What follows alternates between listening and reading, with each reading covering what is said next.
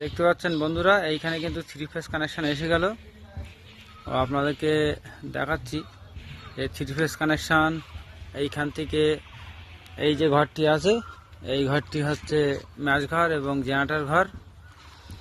আর এইখানে যে ড্রেন, মিস্ত্রি ফেরোয় দিকে একটু, এই মিস্ত্রির হাতে কিন্তু এই কাজ সম্পূর্ণ করা হলো সুন্দরভাবে।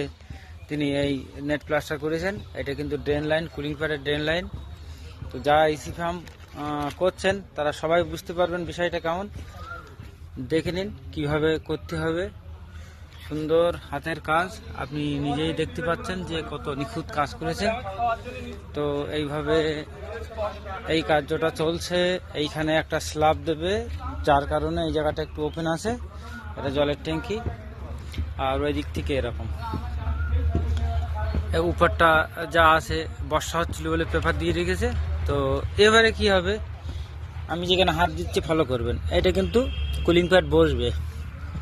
আর এই যে উপরটা, এটা যদি আরও একটু উপরে ওঠে কিংবা এই জায়গায় ওঠে, তার কোনো যায় আসে না, কেন কুলিং প্যাড বসানোর নির্দিষ্ট একটা জায়গা তৈরি হয়েছে। তো এই ঘর রেডি হচ্ছে, আমার কাছে আজকে তুলে দেবো। তো অ্যাডভান্সটা সব এসে গিয়েছে। যারা যারা আমার ভিডিও দেখেন, লাইক করবেন, শেয়ার করবেন, ফলো করবেন, এটাই অনুরোধ। সব দুর্মুখ চলছে, ঘর রেডি চলছে, ঠিক আছে। তো দেখাবে অন্য ভিডিওর সাথে। আর সব কাজের ভিডিওই আপনি পেয়ে যাবেন। আপনার টাইম লাইনে আমাকে শেয়ার করে রেখে দেবেন, ফলো করে রেখে দেবেন।